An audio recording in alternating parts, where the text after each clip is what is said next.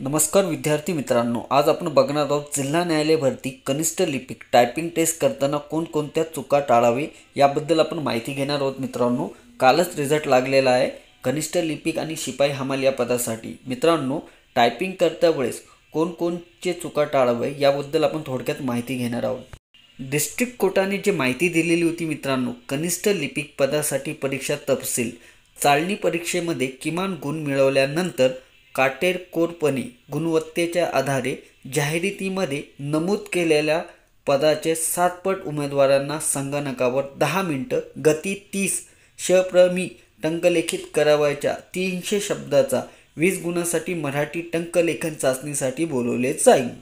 मित्रांनो, यामध्ये स्पष्ट करण्यात आलेलं आहे 7 पट उमेदवारांना एका जाग्यासाठी 7 जणांना बोलवण्यात येणार आहे। टायपिंगसाठी 300 शब्द टाईप करण्यासाठी तुम्हाला 20 गुणाची मराठी टंकलेखन चाचणीसाठी बोलवले जाणार आहे। मित्रांनो, 40 ते 50 ची स्पीड असावी लागेल मित्रांनो।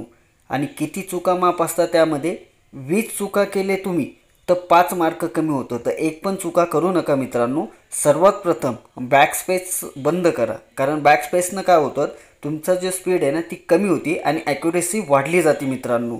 त्यामुळे सर्वात प्रथम ह्या चुका टाळाव्या लागेल तुम्हाला। आणि डिस्ट्रिक्ट कोर्टमध्ये फक्त जास्तीत जास्त परफॉर्मन्स हा मराठी टायपिंगसाठी असतो मित्रांनो। मला जितका वेळ मिळतोय तितका कमीच आहे मित्रांनो। स्पीडसाठी तुम्ही कंटिन्यू 40चा पॅसेज घ्या, डाउनलोड करा किंवा पुस्तक पकडा मराठीचं, किंवा तुम्हाला नाही का नेटवर सर्च करा पॅसेज कुठले आहे ते चेक करा आणि ते पूर्णपणे टायपिंग करा। तुमची टायपिंग ही 40 ते 50च्या स्पीड दरम्यानच असावी लागतात। नेक्स्ट तुम्ही इंग्लिश टायपिंगसाठी एलिजिबल असणार आहे मित्रांनो। सर्वात प्रथम तुम्हाला टायपिंगला लक्षपूर्वक द्यावं लागेल। जितका वेळ तुम्ही प्रॅक्टिस करणार तेवढी तुमची स्पीड कव्हर करण्याला मदत होणार।